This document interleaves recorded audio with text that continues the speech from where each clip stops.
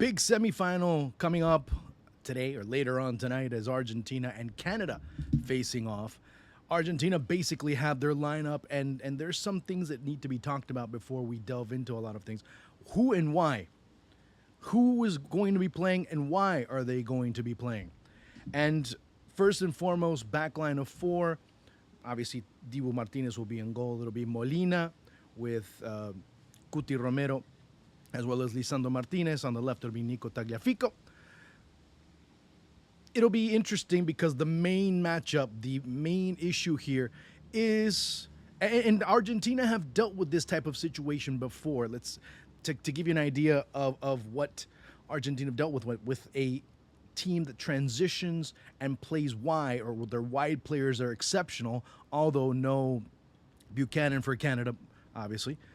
But Jacob Schaffelberg will end up playing as well, or at least one expects him to play, is instead of defending and dropping back and having a shutdown defender, playing further up and forcing Alphonso Davies and, of course, Schaffelberg, whoever's playing wide over on the right for Canada, to have to defend. Because Molina, maybe Tagliafico to a lesser extent, but he's a little bit more solid defensively than Molina is. What ends up making that so important is that, obviously, knowing that obviously Alphonso Davies is going to attack down the left-hand side. I'll use that as a primary example. Davies will be running down that left side, but he also has to keep in mind that his back will be exposed anytime Argentina attack. So that ends up being one major factor in terms of, well, if I can't do this, then do that. And that's what they did against the Dutch. If you remember in the World Cup, where Molina was constantly bombing down the right side, the pass that Leo Messi finds Molina, he scores the second goal of that match. That's basically part of the idea that's looking to be implemented. The only doubt, although I think that's already been clarified, the reports that are coming out as of this moment are that Enzo Fernandez will get the start. So it'll be De Paul, Fernandez, and then McAllister. And understand, because you need more mobility. And there's another name that I'll mention in terms of Argentina's lineup, that if they're not in the pitch, then the mobility ends up being limited. Enzo Fernandez does offer that mobility going back and forth and side to side. And obviously with De Paul and McAllister, there's also a tremendous amount of balance in the midfield, which will be important going up against a Canadian defense that is going to be very staunch. And they're going to have to try and find ways to open up that defense, especially when you have Messi, Julian Alvarez, and Di Maria. Di Maria getting the start over Nico Gonzalez. Messi, that's a big question mark to me. Because you know what? At this stage of the game, I'm not sure how healthy he is. Lionel Scaloni is saying he's good to go, but what does good to go mean? Because he was good to go against Ecuador, and he ended up being a liability in that match because of his health. I'm not saying, there's some people that confuse that his health, or how he is currently, with how he is as a player. No. How he is, if he's not near close to 100%, makes him a liability because he can't move around as much. And if you have Di Maria, if you have Messi, and let's say Lautaro Martinez you have a very static threesome up top, a relatively static threesome up top. That's why Julian Alvarez gets the start. You need more mobility.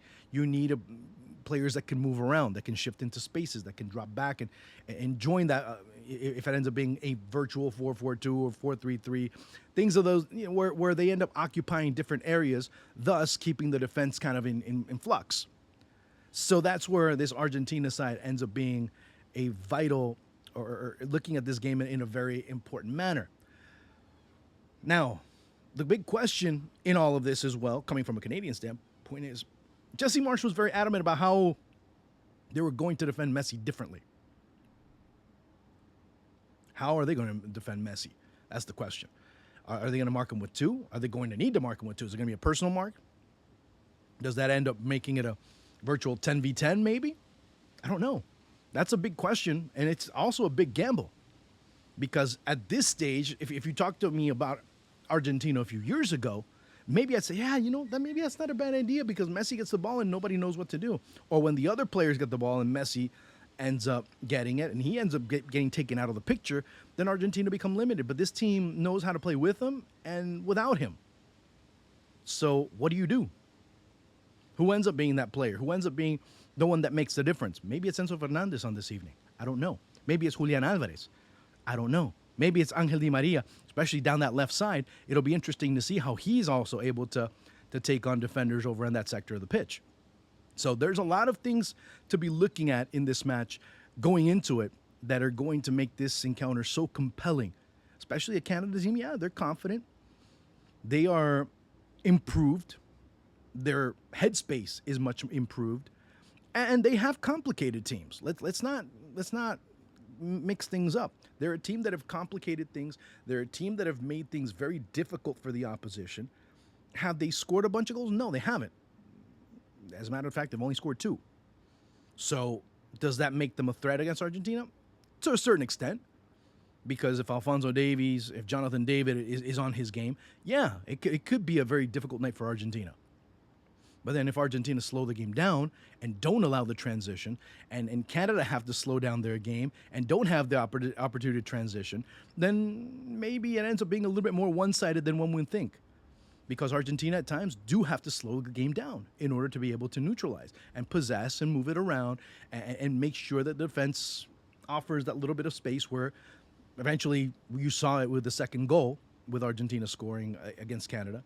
That, yeah, it does take patience. It does take time. So maybe you'll see a slower Argentina tonight because it's necessary. It's necessary and it's vital for them to be able to slow it down, although they're a team that can speed it up with certain individuals. That'll be interesting. So we'll see how things go as we preview quickly this semifinal between Argentina and Canada. Make sure you share, make sure you talk, make sure you give us some debate. Make sure you analyze as well because we'll be doing a lot of great stuff from here on out. And we'll be doing some analysis of tomorrow's game, tomorrow, of course, and of course, everything leading up to the grand finale on Saturday over at Hard Rock Stadium. Talk to you soon. Ciao.